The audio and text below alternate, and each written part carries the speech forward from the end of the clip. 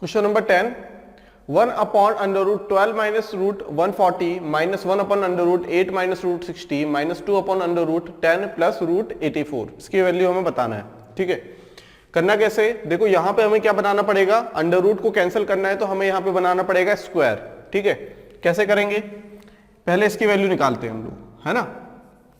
Under root 12 minus under root 140, ठीक है। अब 140 इसमें हमें क्या बनाना है, 2 बनाना है, यहाँ पे 2ab बनाना है। 2ab बन जाएगा तो हम लोग a प्लस बी या a माइनस बी का होल स्क्वायर बना पाएंगे। यहाँ पे हम a माइनस बी का होल स्क्वायर बना पाएंगे क्योंकि माइनस 2ab आएगा यहाँ पे। ठीक है, अब यहाँ पे हम देखो कि यहाँ पे 2 कब आएगा, जब अंदर 4 रहा होगा, है ना। 12 माइनस 4 इंटू 35, ठीक है, क्या लिख सकते हैं इसे, 12 minus 2 into root 7 into root 5। अब देखो बन पा रहा है क्या, रूट 7 और रूट 5 का स्क्वायर का एडिशन क्या होगा, 12 होगा, तो हम ये बोल सकते हैं कि रूट 7 माइनस रूट 5 का होल स्क्वायर है ये। तो स्क्वायर से क्या कैंसिल हो जाएगा, रूट, तो रूट 7 माइनस रूट 5 इसका क्या आ जाएगा आंसर, ये इस चीज का आंसर आया। ठीक है, अब बात करते हैं इसकी, इसे भी वही बनाना पड़ेगा। 8 माइनस ये आ जाएगा 2, अंदर 4 रहा होगा मतलब रूट 15, रूट 3 इंटू रूट 5 हो जाएगा ये। देखो 3 प्लस रूट 3 का स्क्वायर प्लस रूट 5 का स्क्वायर, 3 प्लस 5 8 हो जाएगा। इसका मतलब हाँ हम लोग बोल सकते हैं कि ये कितना हो जाएगा, रूट 5 माइनस रूट 3 का स्क्वायर रहा होगा, तो रूट से ये स्क्वायर कैंसिल, तो रूट 5 माइनस रूट 3। बात समझ में आ गई, ये आ गई इसकी वैल्यू। वहीं अगर इसकी बात करें हम लोग तो इसे भी इसी टाइप से सॉल्व करेंगे। अंडर रूट यहाँ 4 तो ये 2 आ जाएगा, 21 तो रूट 3 इंटू रूट 7। अब रूट 3 का स्क्वायर प्लस रूट 7 का स्क्वायर 10 आ जाता है। इसका मतलब हम बोल सकते हैं कि रूट 7 प्लस रूट 3 का स्क्वायर अंडर रूट, ठीक है, तो रूट 7 प्लस रूट 3 हो जाएगा ये।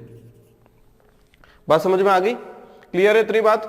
अब वैल्यू अगर रख दें हम लोग तो कितना आ जाएगा ये, 1 upon root 7 minus root 5 minus 1 upon root 5 minus root 3 plus minus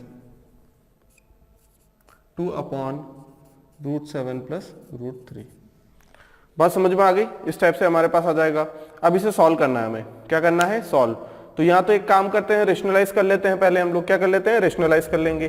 तो यहाँ पे कितना आ जाएगा, रूट 7 प्लस रूट 5 का मल्टीप्लीकेशन होगा और यहाँ पे प्लस का होगा, तो ये आ जाएगा रूट 7 प्लस रूट 5। डिवाइड में कितना हो जाएगा, a plus B, a minus B मतलब 7 माइनस 5 आ जाएगा, है ना। 7 माइनस 5 मतलब 2 आ जाएगा ये। सिमिलरली यहाँ करेंगे तो यहाँ कितना आ जाएगा, रूट 5 माइनस प्लस हो जाएगा ये रूट 3 और यहाँ भी बचेगा 2।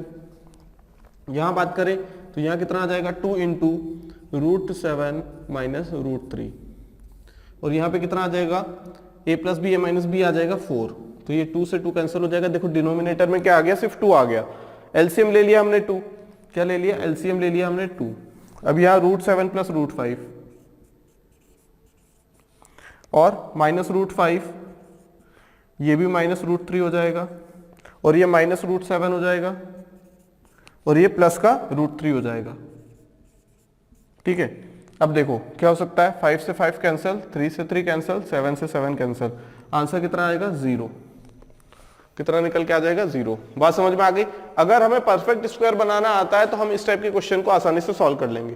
पहले अलग अलग वैल्यू निकाली हमने तीनों के लिए वैल्यू निकालने के बाद हमने क्या किया, वैल्यू पुट कर दी। वैल्यू पुट करने के बाद ये चीज बनेगी हमारे पास, ये चीज बनेगी। ठीक है, एक ये आ गया, एक ये आ गया, एक ये आ गया, तीनों की वैल्यू पुट कर दी। फिर एलसीएम लिया हमने, पहले क्या किया हमने, रेशनलाइजेशन किया, फिर हमने एलसीएम लिया, एलसीएम अपने आप सेम बन गया, इसीलिए यहाँ पे 2 दिया है कि 2 से 2 कैंसिल हो जाए, तो यहाँ सभी के डिनोमिनेटर में क्या आएगा, 2 और वही क्या कहलाएगा, एलसीएम।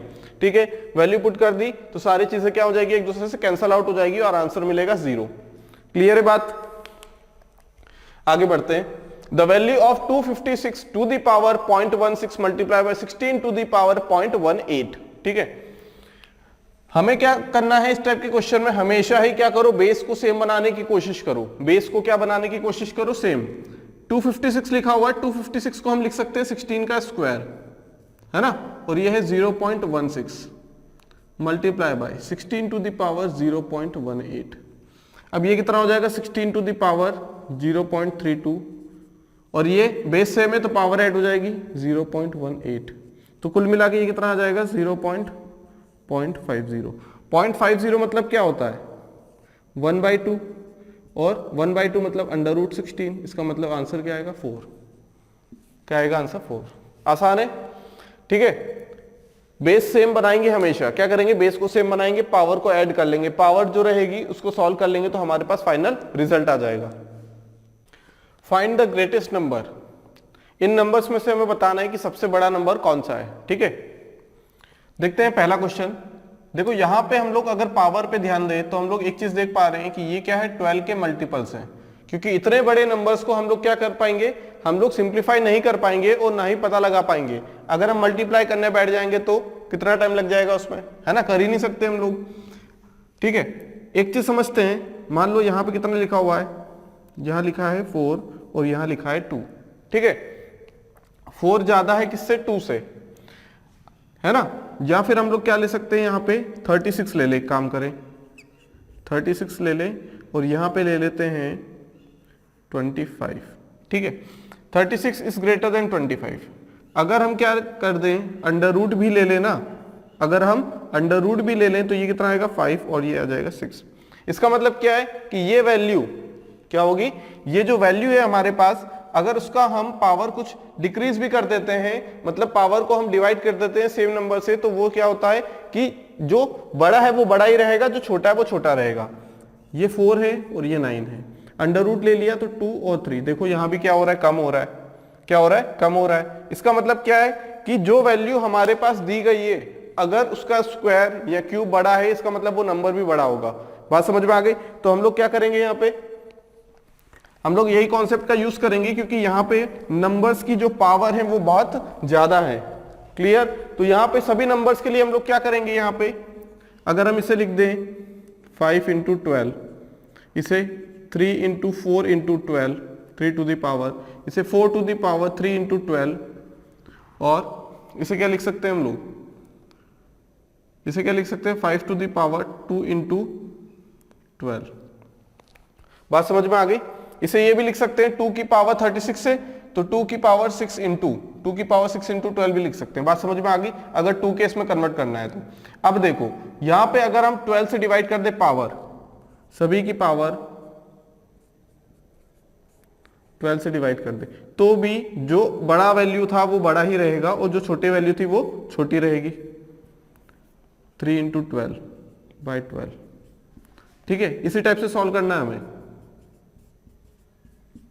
अब देखो 12 से 12 कैंसल, आएगा क्या 2 की पावर 5, 3 की पावर 4, 4 की पावर 3, 5 की पावर 2, ठीक है। ये कितना होगा 32, 81, 64, 25।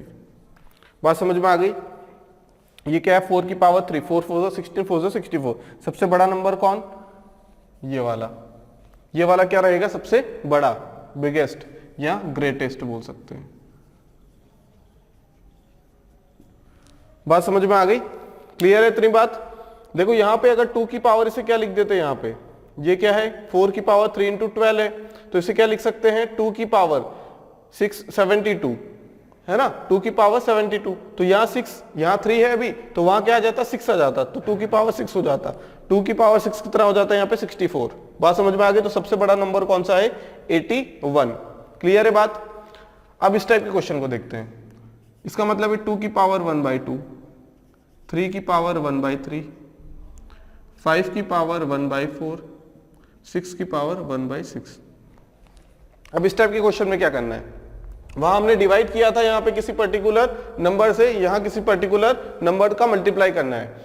और नंबर कौन सा होगा, ऐसा नंबर लेंगे हम लोग जो क्या हो सभी से डिविजिबल हो। इसका मतलब हम क्या लेंगे, एलसीएम लेंगे 2, 3, 4 और 6 का। एलसीएम का मल्टीप्लाई कर देंगे पावर में, ध्यान से रखना पावर में। तो 2, 3, 4 और 6 का एलसीएम कितना हो जाएगा 24, है ना। तो ये 2 की पावर कितना हो जाएगा, ये हो जाएगा 2 की पावर 12, ये हो जाएगी 3 की पावर 8, ये हो जाएगी 5 की पावर 6 और ये हो जाएगी हमारे पास एलसीएम 12 आएगा। इसका क्या आएगा, एलसीएम 12 आएगा। तो पावर बदल जाएंगी, ठीक है। ये हो जाएगा 6, 4, 3 और 6 की पावर 2। अब बड़ा कौन सा देखो आसानी से देख सकते हैं हम लोग, 5 5 से 25, 125, ये कितना आ जाएगा 36, ये कितना आ जाएगा 81, ये कितना आ जाएगा 2 की पावर 5 32 64। सबसे बड़ा नंबर कौन 125 वाला, मतलब ये वाला कौन सा है ग्रेटेस्ट नंबर है। ठीक है, अगला क्वेश्चन 0.9 स्क्वायर अंडर रूट 0.9, 0.9 और 0.9 बार, इसमें कौन सा बड़ा है, इसका मतलब है 0.81। अब इसे कैसे सॉल्व करना है, क्योंकि यहाँ पे अगर हमने क्या कर लिया, यहाँ पे अगर हमने पॉइंट हटा के 9/10 लिख दिया तो ना तो 9 तो आ जाएगा, लेकिन 10 का अंडर रूट नहीं निकाल पाएंगे हम लोग, है ना, अंडर रूट 10 नहीं निकाल पाएंगे, उसकी एक्चुअल में वैल्यू नहीं आ पाएगी। तब हम क्या करें, यहाँ पे देखो 4 का मल्टीप्लाई कर दो और 4 का डिवाइड कर दो। ऐसा क्यों किया हमने, देखें ये हो जाएगा 0.36 और ये हो जाएगा 4। अब देखो ये 2 0 यहां दे देंगे हम लोग, तो ऊपर वाला 6 आ जाएगा और नीचे वाला 20, मतलब पॉइंट कितना आ जाएगा यहाँ पे 0.3 आ जाएगा आंसर, 0.3 आ जाएगा इसका आंसर। क्लियर है, तो ये आ गया 0.3, ये है 0.9, ये है 0.999, कंटिन्यूटी है। ठीक है, कभी खत्म ना होने वाला नंबर, नॉन टर्मिनेटिंग नंबर बार के ऊपर हम लोग बार लगाते हैं, तो सबसे बड़ा हमें दिख ही रहा है ये, इसका मतलब क्या 0.90 है, इसका 0.99 मतलब है, तो सबसे बड़ा कौन है ये क्या है बिगेस्ट या फिर ग्रेटेस्ट अमंग दोस 4 नंबर्स। बात समझ में आ गई। एक में पावर को डिवाइड करना है, इस टाइप से पावर है तो पावर में मल्टीप्लाई करना है एलसीएम का, और यहाँ पे क्या करना है सॉल्व करके देख लेना है।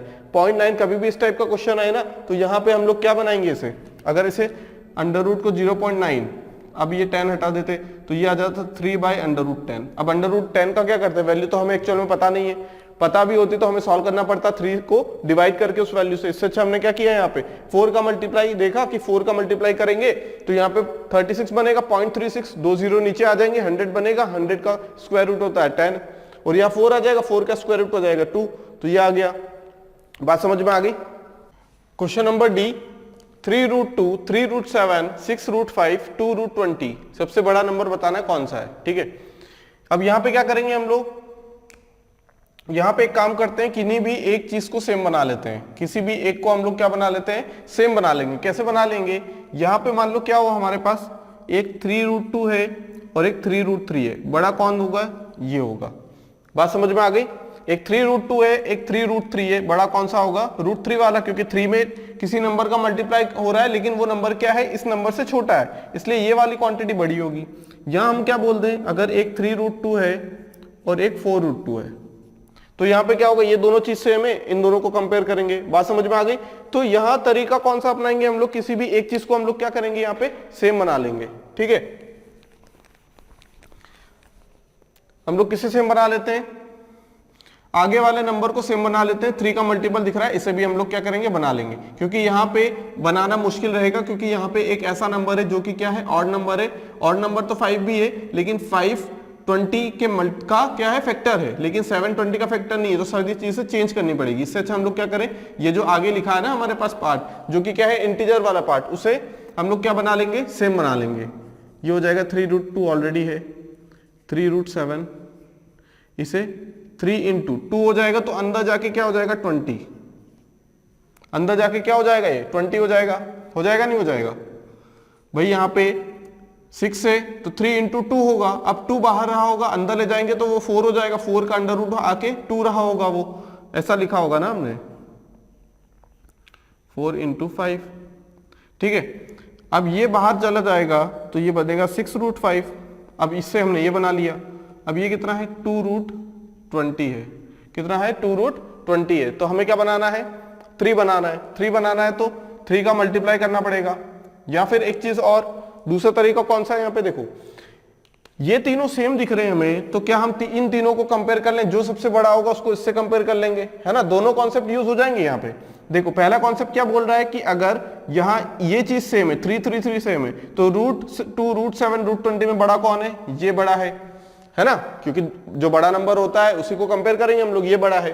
अब बचा कौन सा 3√20 वर्सेस कौन 2√20।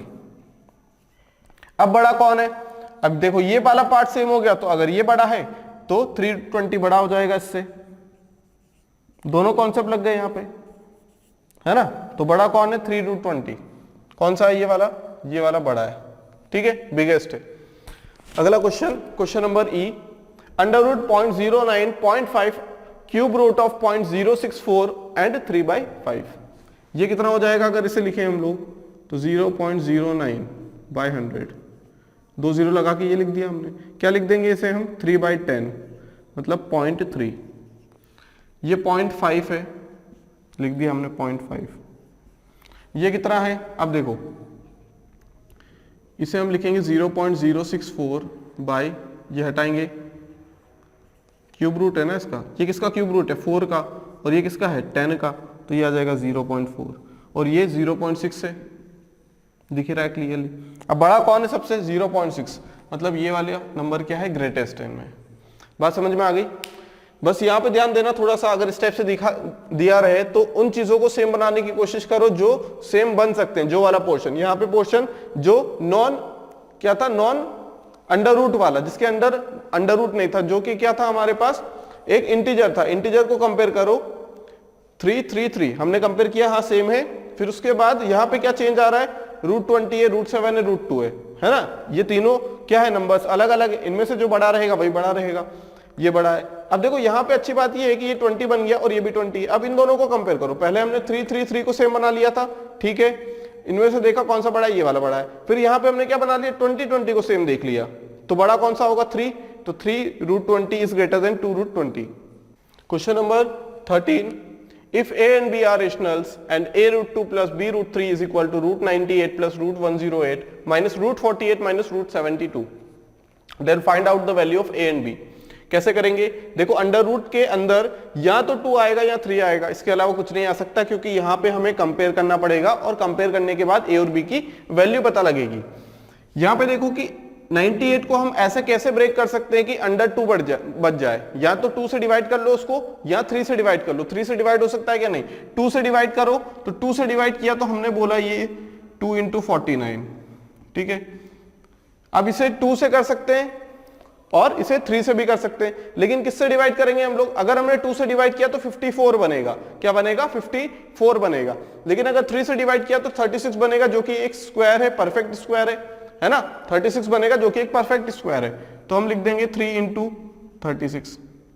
अभी समझेंगे क्यों कर रहे हैं हम लोग ऐसा। अब यहां पे हम लोग 2 से डिवाइड करें या 3 से? 2 से करेंगे तो 24, 3 से करेंगे तो 16। 16 एक परफेक्ट स्क्वायर है, ये बाहर आ जाएगा। क्या लिख देंगे यहाँ पे? 3 × 16, और ये तो दिख ही रहा है 2 × 36 होगा। 3 से डिवाइड करेंगे कोई मतलब नहीं, 24 आएगा ये भी। अब देखो यहाँ पे √49 कितना हो जाएगा? 7, तो ये आ जाएगा 7√2। √36 6√3, √16 कितना हो जाएगा? 4, √3 बचेगा। √36 6√2 बचेगा, है ना। सॉरी, ये 36 का कितना आ गया है? 36 आ गया, है ना।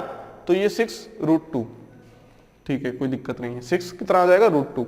अब √2 और √2 को कंपेयर करेंगे हम लोग। 7√2 माइनस 6√2 कितना हो जाएगा? √2। 6√3 माइनस 4√3 माइनस 2√3। तो a की वैल्यू कितनी आ गई यहाँ पे? 1। ये पॉजिटिव में आएगा, ठीक है। a की वैल्यू आ गई यहाँ पे 1। अगर कंपेयर करेंगे √2 वाले के साथ, क्या है? 1 है, तो a की वैल्यू 1 आ गई। ये क्या है? a√2 प्लस b√3, ठीक है। a की वैल्यू आ गई 1, b की वैल्यू आ गई 2। a की वैल्यू 1, b की वैल्यू 2। बात समझ में आ गई? देखो यहां पे अगर हम 108 को 3 से भी डिवाइड कर लेते हैं, मान लो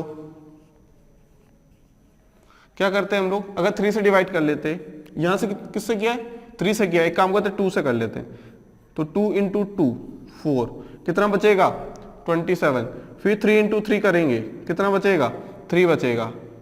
अल्टीमेटली यहाँ पे कितना आ जाएगा? ये 2 बाहर आ जाएगा, 3 बाहर आ जाएगा, अल्टीमेटली 3 बचेगा बाहर, मतलब 6√3 बचेगा। और यहाँ भी 6√3 बचा। हमने टाइम बचाने के लिए क्या किया? ऐसा नंबर देखा जो कि क्या है? परफेक्ट स्क्वायर, सिर्फ टाइम बचाने के लिए। नहीं तो अगर टाइम नहीं बचाना, इसे ब्रेक करके लिखना है, तो भी हम लोग आंसर निकाल सकते हैं। बात समझ में आ गई? If 11√n is equal to √112 plus √343, हमें बताना है यहाँ पे n की वैल्यू क्या होने वाली है। देखो करने का तरीका क्या रखेंगे हम लोग, यहाँ पे देखो 11 अंडर रूट n रखना है। इसका मतलब कि यहाँ पे जो अंडर रूट वाला पोर्शन रहेगा वो यहाँ भी सेम रहेगा, यहाँ भी सेम रहेगा। जो इंटीजर वाला पोर्शन है वो हो सकता है यहाँ पे 9 हो, यहाँ पे 2 हो, है ना, हो सकता है यहाँ पे 6 हो, यहाँ पे 5 हो। लेकिन हम तो ये एक चीज समझ सकते हैं यहाँ पे कि यहाँ जो अंडर रूट n आएगा वो दोनों में सेम आएगा। जो अंडर रूट वाली वैल्यू रहेगी, यहाँ पे कोई भी वैल्यू रहे यहाँ पे अंडर रूट n आएगा, यहाँ पे कोई भी वैल्यू रहे यहाँ पे अंडर रूट n आएगा। इसका मतलब कि ये दोनों चीज तो अलग अलग है, इनमें से कुछ कॉमन निकल के बाहर आएगा और वो टर्म यहाँ पे हमें क्या बनेगा, a और b बन के देगा। लेकिन अंडर रूट n तो सेम बनेगा। इसका मतलब अंडर रूट सेम बनेगा, इसका मतलब क्या है कि उनमें से कुछ कॉमन निकाला जा सकता है। एग्जाम्पल लेते हैं, मान लो 8 रूट 2 है हमारे पास, तो हम क्या लिख सकते हैं इस चीज को, 6 रूट 2 प्लस 2 रूट 2 लिख सकते हैं। ध्यान से समझना, 6 रूट 2 प्लस 2 रूट 2 लिख सकते हैं। अब ये 2 रूट 2 तो हमने लिख दिया। अब यहां पे अगर हम लिखना चाहें 3 और ये इंटू 2 तो आगे ये 8 हो जाएगा, है ना। तो क्या इन दोनों को ऐड किया जा सकता है क्या? नहीं, अभी ऐड नहीं कर सकते। जब हमने बाहर निकाला तब ऐड कर पाए। इसका मतलब जब हम इन दोनों का यूज करके ये वाली टर्म बना लेंगे जहां पे रूट रूट सेम है, तब जाके एक नंबर मिलेगा। इसका मतलब हम यहां से समझ सकते हैं कि ये 11, यहां कुछ भी हो सकता है, अभी हम एग्जांपल देख रहे हैं, ठीक है। इसका मतलब ये 8 और ये 2 को देखें हम लोग तो हम ये बोल सकते हैं इसमें से कुछ कॉमन निकल सकता है, या फिर इनमें से कुछ बाहर निकल के आ सकता है। लेकिन इन दोनों में कुछ तो कॉमन रहेगा, इन दोनों में कुछ तो कॉमन रहेगा, तब जाके वो चीज क्या आ जाएगी, बाहर आ जाएगी, या फिर सेम बनेगी। बात समझ में आ गई। मान लो यहाँ पे 3 हो जाता, अब 8 और 3 को प्राइम नंबर है, मतलब दोनों में कुछ भी कॉमन नहीं है ना। तो यहाँ पे कुछ बचेगा और यहाँ पे कुछ बचेगा, यहाँ रूट 3 बचेगा, यहाँ पे रूट 2 बचेगा। क्या ऐड कर सकते हैं क्या? नहीं, यहाँ तो n की वैल्यू अलग अलग आ जाएगी। इसका मतलब ये बोल सकते हैं हम लोग कि यहाँ पे जो नंबर रहेगा अंडर रूट में और यहाँ जो अंडर रूट के अंदर नंबर रहेगा उनमें कुछ तो चीज कॉमन होगी, जो कि क्या रहेगा, n। बात समझ में आ गई। कुछ चीज तो कॉमन रहेगी जो कि रहेगा n, और n की ऐसी वैल्यू रहेगी जो फर्दर क्या नहीं हो सकती, कॉमन नहीं निकाली जा सकती। अगर उसे कॉमन निकाली जा सकती थी तो हम लोग क्या कर देते, वहां पे ये जो नंबर लिखा हुआ ना यहाँ पे वो अलग आ जाता है 11, है ना। अगर कॉमन निकाला जा सकता है तो वो नंबर इंक्रीज हो जाएगा। जैसे अंडर रूट 8 है, उसमें कॉमन निकाला जा सकता है। मान लो बाहर 2 हुआ, अंडर रूट 8 2 अंडर रूट 8 है, तो 2 अंडर रूट 8 एक्चुअल में नहीं है, वो क्या है, 4 रूट 2 है। बात समझ में आ गई, क्योंकि उसे बाहर निकाला जा सकता है, ठीक है। तो अंडर रूट के अंदर वही वैल्यू रखनी है जो कि क्या हो, हमारे पास एक ऐसा नंबर हो जिसे फर्दर हम लोग क्या कर सकते हैं, रूट के बाहर नहीं निकाल सकते। कॉन्सेप्ट समझ में आया। इसका मतलब कि इनमें 1 1 2 3 4 3 में एक ऐसा नंबर छुपा होगा जो कि कॉमन है, जो कि क्या है, कॉमन है। अब क्या 11 1 1 2 से 1 1 2 को डिवाइड कर पाएगा क्या? नहीं कर पाएगा। बात समझ में आ गई, नहीं कर पाएगा, ठीक है, कैंसल। 3 कर पाता है क्या? नहीं। 1 + 1 2 2 + 2 4 नहीं कर पाएगा। क्या 13 कर पाएगा क्या? नहीं, यहां नहीं कर पाएगा ना, 13 से डिविजिबल नहीं है। क्या 7 से है क्या?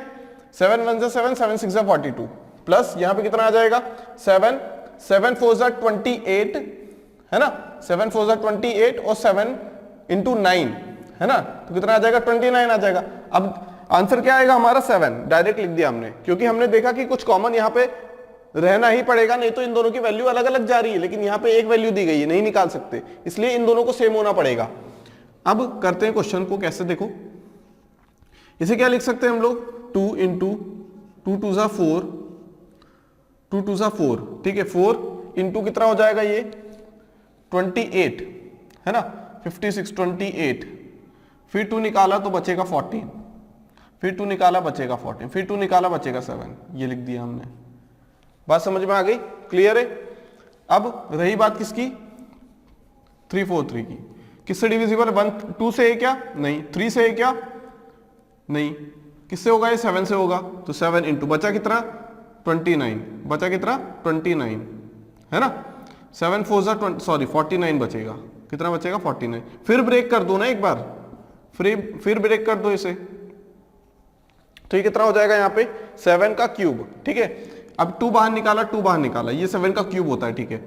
ये 2 बाहर निकाला, एक बार 2 बनेगा, एक बार 4 4 √7 प्लस एक अंदर रहेगा, एक बाहर आ जाएगा, कितना बनेगा, 11 √7।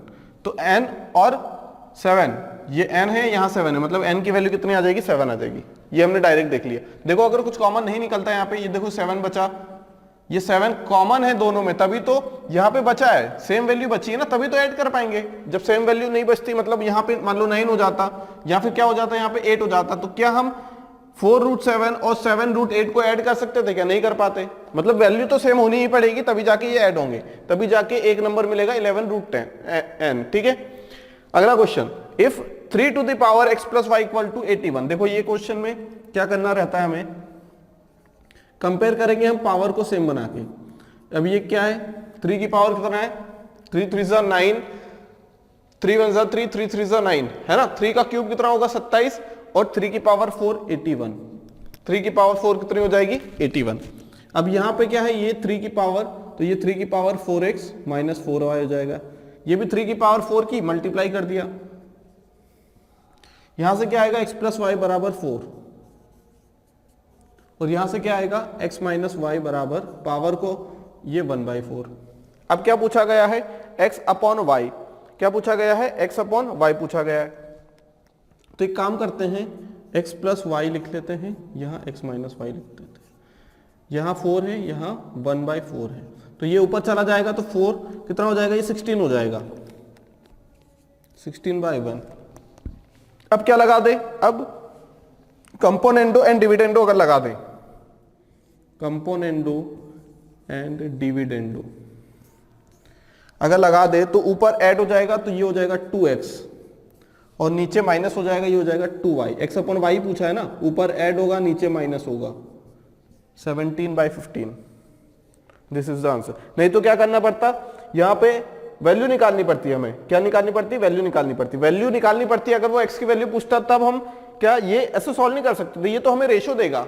इसका मतलब ये नहीं कि यहाँ पे x की वैल्यू 17 है और y की वैल्यू 15 है, हो सकता है x की वैल्यू 32 हो, 34 हो और y की वैल्यू 30 हो, कैंसल आउट होने के बाद 17/15 बचे, ऐसा भी हो सकता है, ठीक है। लेकिन अगर हम यहां से वैल्यू निकालना चाहे तो एग्जैक्टली जो x की वैल्यू है वो आती और एग्जैक्टली जो y की वैल्यू वो आती। लेकिन क्या हमें एग्जैक्टली x और y की वैल्यू से मतलब है क्या? नहीं, हमें तो रेशियो से मतलब है ना, हमें कोई मतलब नहीं है कि उनका क्या एक्चुअल में वैल्यू क्या, हमें रेशियो से मतलब है। जब रेशियो से मतलब होगा तो हम लोग componendo and dividendo, alternendo, invertendo या फिर सिंपल कंपोनेंडो एंड डिविडेंडो लगा सकते हैं, ठीक है।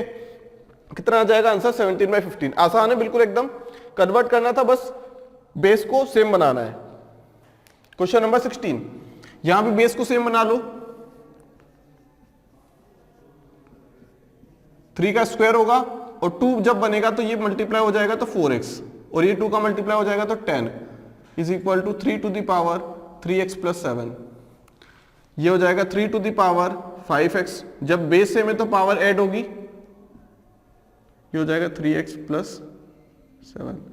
5x minus 7 is equal to 3x plus 7। तो यहां से कितना आ जाएगा, ये 2x बराबर 14, तो x की वैल्यू कितनी आ जाएगी 7, x की वैल्यू आ जाएगी 7, ठीक है। करना क्या होता है अल्टीमेटली, हमें हमारा मोटो क्या है इस टाइप के क्वेश्चन में कि बेस को सेम बना लो और पावर को इक्वल कर दो, बस मल्टीप्लाई है तो ऐड कर देना है और कुछ नहीं। अब यहां देखते हैं, यहां सारी चीजें 5 में है, दिया हुआ है तो सिंप्लीफाई कर लो यहां पे। इसका मतलब क्या है, 5 की पावर 1 और ये 5 की पावर इंटू है ना, 5 की पावर 1/2 है, 5 की पावर 1 इंटू 5 की पावर 1/2 इंटू 5 की पावर 3 और ये डिवाइड में 5 की पावर -3 है, डिवाइड में 5 की पावर -3 है, तो ये मल्टीप्लाई में 5 की पावर 3/2 बन जाएगा, मल्टीप्लाई में 5 की पावर 3/2 बन जाएगा। बात समझ में आ गई कैसे? मान लो यहाँ पे 1 अपॉन हमारे पास क्या है, हमने लिखा मान लो 1/2 की पावर -1 लिखा, तो जब ये -1 है, 1 को किससे डिवाइड करना है, 2 की पावर -1 से डिवाइड करना है, यही मतलब है इसका। और 1/2 की पावर -1 ऊपर ले जाएंगे तो 2 की पावर 1 बनेगा। अल्टीमेटली ये क्या आ जाएगा हमारे पास, डिवाइड का मल्टीप्लाई हो जाएगा ना, 1 डिवाइडेड बाय तो 1 मल्टीप्लाई बाय, तो ये मल्टीप्लाई बाय क्या आ जाएगा, 5 to the power 3/2 आ जाएगा यहाँ पे। बात समझ में आ गई? क्योंकि दोनों चीजें हो रही है, डिवाइड में भी जाना है उसे और उसे घूम फिर के क्या 1 अपॉन में भी जाना है, तो वो ऊपर चले जाएगी न्यूमरेटर में। किसके बराबर है, 5 to the power a+2 के बराबर है। अब बेस से मैं पावर को ऐड कर लो, कितना आ जाएगा power, 1 + 1/2 + 3 + 3/2 is equal to a+2, ठीक है।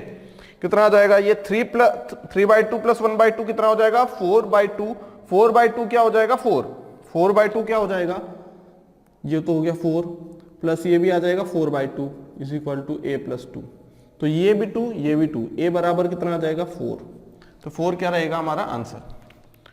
बात समझ में आ गई किस टाइप से प्रोसीड करना है यहाँ पे। Question number 18, the value of 1 upon 1 plus root 2 plus 1 upon 2 plus root 3 plus 1 upon root 3 plus root 4 up to कहां तक करना है हमें 1 अपॉन रूट 8 प्लस रूट 9 और इसकी हमें वैल्यू बताना है। ठीक है, देखो कुछ चीजें ऐसी हैं, रूट 4 रूट 9 ये क्या है, परफेक्ट स्क्वायर है, ये किसी नंबर के परफेक्ट स्क्वायर है। इन्हें हम सॉल्व तो कर लेंगे, यहाँ पे 2 प्लस रूट 3 लिख देंगे, उससे फर्क कुछ नहीं पड़ेगा। वहां 3 प्लस रूट 8 लिख देंगे या 3 प्लस 2 रूट 2 लिख देंगे, उससे कोई भी फर्क नहीं पड़ने वाला। यहां पे हम देख पा रहे हैं कि एक पर्टिकुलर पैटर्न फॉलो हो रहा है।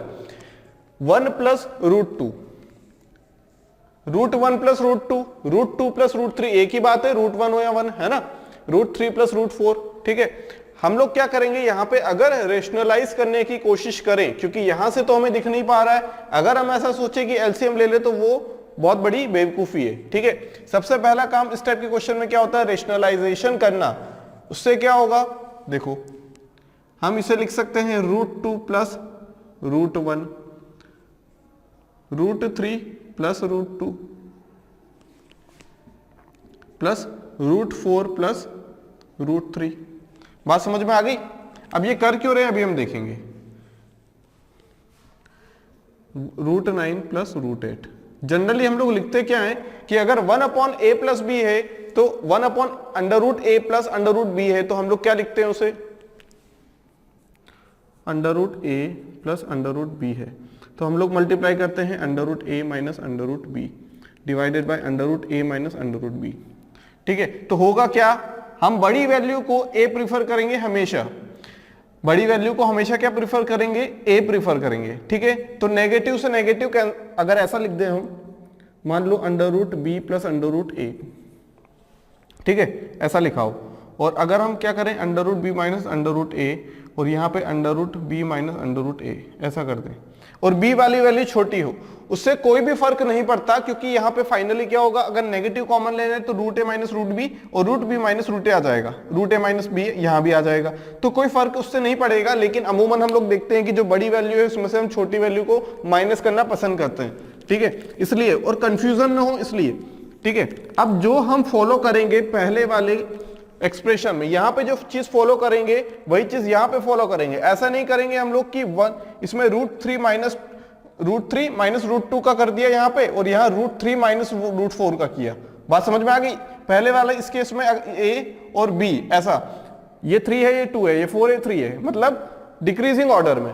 ठीक है, 2 से 1, 3 से 2, 4 से 3। अब यहाँ पे माइनस करेंगे तो रूट 3 में से रूट 2 को माइनस करेंगे, तो यहाँ पे रूट 4 माइनस रूट 3 करेंगे, ऐसा नहीं करेंगे रूट 3 माइनस रूट 4, नहीं तो सीक्वेंस पूरा खराब हो जाएगा। ठीक है, रेशनलाइजेशन करेंगे अगर हम, तो देखो डिफरेंस कितना है, डिफरेंस कितना है, मान लो यहाँ पे हम इसका एग्जांपल ले लें, रूट 2 प्लस रूट 1 का इंटू रूट 2 माइनस रूट 1, और यहाँ root 2 minus root 1, A plus B A minus B, A square मतलब 2, बी स्क्वायर माइनस 1।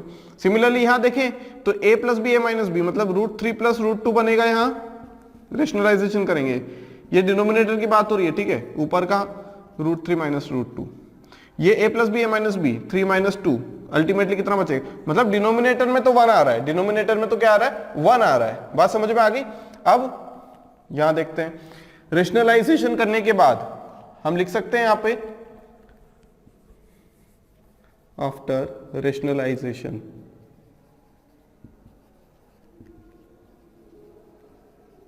रेशनलाइजेशन के बाद हमें क्या चीज मिलेगी, हमें मिलेगी रूट 2 माइनस रूट 1, फिर ये रूट 3 माइनस रूट 2 हो जाएगा, plus root 3 minus root 2 plus root 4 minus root 3। बात समझ में आ गई?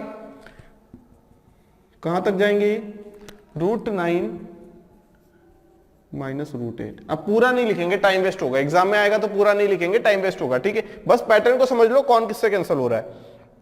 बात समझ में आई? ठीक है, अब देखो ये चीज कैंसिल हो रही है इससे, ये चीज कैंसिल हो रही है उससे, मतलब पहले वाला कैंसिल हो रहा है इससे, फर्स्ट वाला कैंसिल हो रहा है फोर्थ वाले से, फर्स्ट वाला कैंसिल हो रहा है फोर्थ वाले से, आखिरी में यहां पे क्या रहा होगा, रूट 8 माइनस रूट 7 प्लस, तो ये किससे कैंसिल हो जाएगा, 7 यहां कैंसिल हो रहा होगा। बात समझ में आ गई?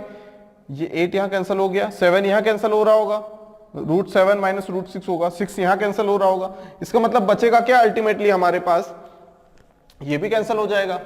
कितना बचेगा, ये माइनस रूट वन, माइनस का रूट वन, सारी चीजें कैंसिल हो जाएगी। ये 4 यहाँ पे 4 से कैंसिल हो जाएगा ना, यहाँ रूट 5 माइनस रूट 4 है, तो ये माइनस, ये पॉजिटिव, तो ये माइनस रूट वन, और यहाँ के बचेगा रूट 9, मतलब 1 plus minus 1 plus 3 which is equal to 2। ठीक है, पैटर्न को ऑब्जर्व करना है, बस क्या करना है, पैटर्न को ऑब्जर्व करना है, रेशनलाइजेशन करना है। रेशनलाइजेशन कर देंगे तो अच्छी बात ये रहेगी कि डिनोमिनेटर 1 आ जाएगा, एलसीएम लेने की जरूरत नहीं है। न्यूमरेटर में ऐसी वैल्यू आ जाएगी जो एक पॉजिटिव रहेगी और एक नेगेटिव रहेगी, कैंसिल आउट करना है। ध्यान से यहाँ पे ये चीज हमें ही करनी पड़ेगी कि एंडिंग में या तो पूरा लिख के टाइम वेस्ट करें हम लोग, या फिर थोड़ा सा दिमाग लगा के हम लोग पैटर्न को देख ले कि किस टाइप से पैटर्न को फॉलो हो रहा है। मतलब जब रूट 2 है, देखो ये वाला नंबर बच गया ना हमारे पास, सेकंड नंबर वाला बच गया, और यहाँ पे कौन सा है, पहला नंबर वाला बच गया। इसका मतलब देखो यहाँ पे क्या हो रहा है कि पहला नंबर कैंसिल हो रहा है चौथे वाले से, ठीक है, तीसरा नंबर कैंसिल हो रहा है किससे, सिक्स्थ वाले से, तो ये वाला कैंसिल हो रहा होगा इससे, ये वाला कैंसिल होगा इससे। बात समझ में आ गई।